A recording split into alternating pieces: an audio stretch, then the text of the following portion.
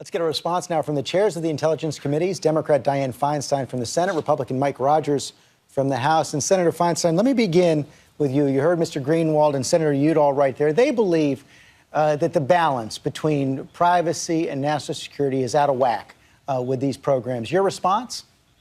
Well, of course, balance is a difficult thing to actually identify what it is. But I can tell you this. These programs are within the law.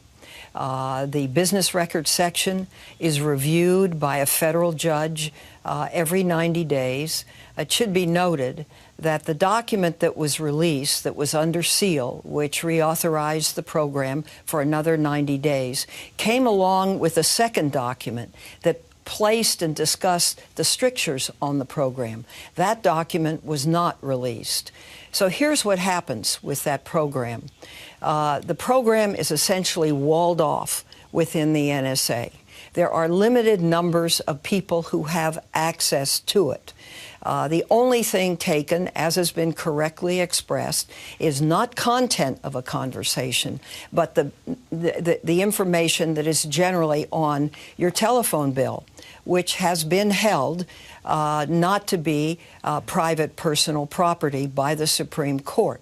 If there is strong suspicion that a terrorist outside of the country is trying to reach someone on the inside of the country, those numbers then can be obtained. If you want to collect content on the American, then a court order is issued. So the program has been used. 2 cases have been declassified. One of them is the case of David Headley, who went to Mumbai, to the Taj Hotel, and scoped it out for the terrorist attack. The second is Nazibullah Zazi, who lived in Colorado, who made the decision that he was going to blow up a New York subway, who went to a beauty wholesale supply place, bought enough hydrogen peroxide to make bombs, was surveilled by the FBI for 6 months, traveled to go to New York to meet with a number of other people who were going to carry out this attack with him, and were arrested by the FBI, who has pled guilty and in federal prison. Here's the point, and this is why this is so difficult. I flew over the World Trade Center going to Senator Lautenberg's funeral, and in the distance was the Statue of Liberty. And I thought of those bodies jumping out of that building, hitting the canopy. Part of our obligation is keeping America safe. Human intelligence isn't going to do it because you can't, it's a different culture, it's a fanaticism that isn't going to come forward. And so this kind of strictly overseen. It's overseen by the Justice Department, by inspectors general, by audits, by a 90-day review by the court, is looked at as a method. I'm very happy. If there's a better way, we will certainly look at it. Let me bring that to Congressman Rogers, because you've also said you believe these programs are effective, Mr. Chairman. But what about this idea raised by Senator Udall that you reopen the Patriot Act and put more limits on particularly the phone record collection program, because he says that that hasn't helped. That's his suspicion, at least. Well, I can tell you in the Zazi case in New York, it's exactly the program that was used. And remember, all of these programs, this is really important, George. I mean, really important. They are not, the National Security Agency is not listening to Americans' phone calls, and it is not reading Americans' emails. None of these programs allow that. As a matter of fact, the Patriot Act, and that part of that 702 says it is expressly prohibited by law that you can read and wholly surveil domestic email traffic in the United States. So, you know, the inflammatory nature of the comments doesn't fit with what Dianne and I know this program really does. And let's just talk about the phone records just real quickly. What this is, and the reason this happened is after 9/11, we realized there was a big hole in our ability to fully identify all of the players in that terrorist plot. And one of it was by the fact that these business records, the phone billing information, is destroyed by these companies. They can't, expense-wise, it's really difficult for them to hold it. So this is what happened. The court said, put all of that information in a box and hold that information. And when you want to access that information, you have to use this very specific court-ordered approval process, which means it has to be a foreign person believed to be on a foreign land. So some notion that they can see a name that even comes out of that, by the way, this is important, no name comes out of that search. So even if they get a number, it doesn't have a name on it. This that allows them to do further investigation. But the number of times it's accessed is it's a fraction of a fraction, number one. And number two, no one can data mine that information. That's what's so frustrating to those of us who know this program. Well, that's what I was just going to get to. Both of you know so much more than any other Americans. And one of the things you heard from Senator Udall is the desire for more public information. Now, he believes that the administration has not been misleading generally, the committee and the public. But I want to play an exchange that was in the Intelligence Committee in March when James Clapper was questioned by your colleague, Senator Wyden. Does the NSA collect any type of data at all on millions or hundreds of millions of Americans? No, sir. It does not.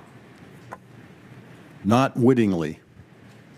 There are cases where they could inadvertently, perhaps, collect, but not wittingly.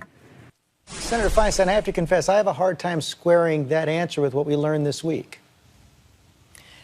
Well, I think this is this is very hard. There is no more direct or honest person than Jim Clapper, and I think both Mike and I know that. You can misunderstand the question. This is one of the dilemmas of talking about it. He could have thought the question had content or something, but it is true that this is a wide collection of phone records, as Mike said, no name, no content, but the number to number, the length of time, the kind of thing that's on the telephone bill.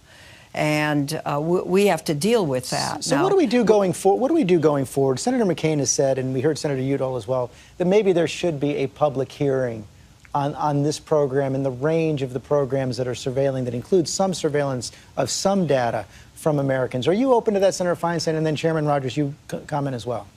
Yeah, I am open to it, and I have to think about this. We had an Intelligence Committee meeting on Thursday, which I opened up to everybody, and 27 senators came. We informed them that every senator, the material is available. They can come and see it. One of the strictures with highly classified stuff is no staff.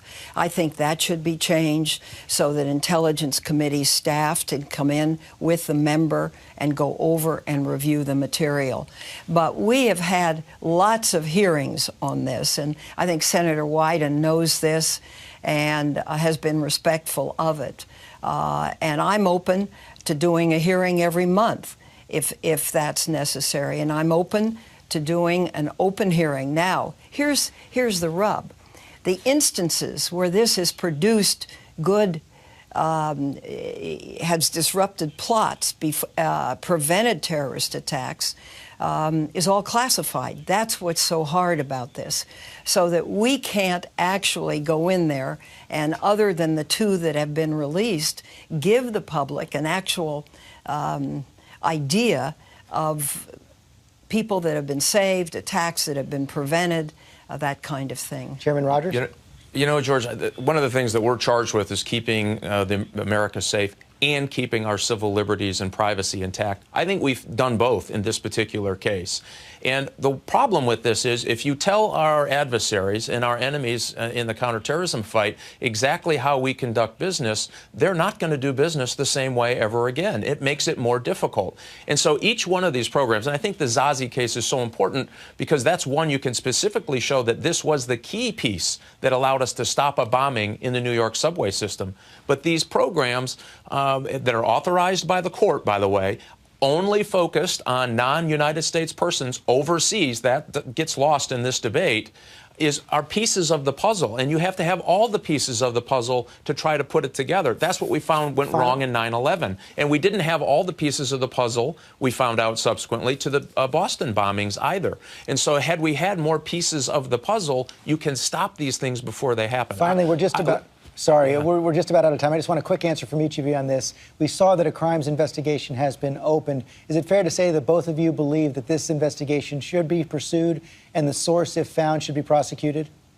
I absolutely believe that someone did not have authorization to release this information. And why that's so important, George, is because they didn't have all of the information. I know your reporter that you interviewed, Greenwald, says that he's got it all and now is an expert on the program. He doesn't have a clue how this thing works. Neither did the person who released just enough information to literally be dangerous. I argue that there's other methods. He could come to the committees if they had concern. We have IGs that they can go to in a classified way if they have concern. Taking a very sensitive classified program that targets foreign persons on foreign lands and putting just enough out there to be dangerous is dangerous to us, it's dangerous to our national security, and it violates the oath of which that person took. I absolutely think they should be prosecuted. You too, Senator Feinstein? I do. Thank you both for your time this morning. Thank you. Thanks, George.